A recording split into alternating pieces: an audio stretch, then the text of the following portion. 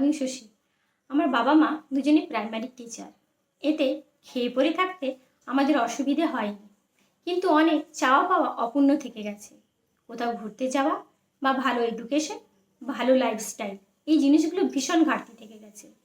রাজীবও primary teacher, তাই আমি চাইনি আমার ছেলের ক্ষেত্রেও ঠিক একই রকম এই ঘাটতিগুলো থেকে যাক। তাই আমি বিজনেসটা বিল্ড করেছিলাম।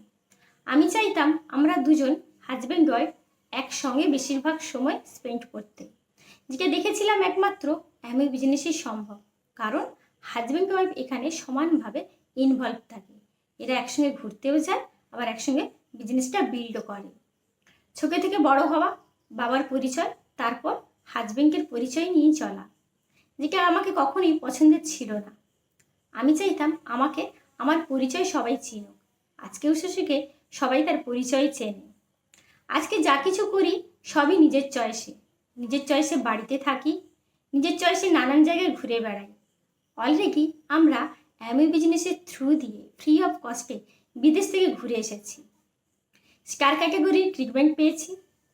এছাড়া নিজের চয়েসে শপিং করতে পারি, প্রাইস ট্যাগ দেখতে হয় না।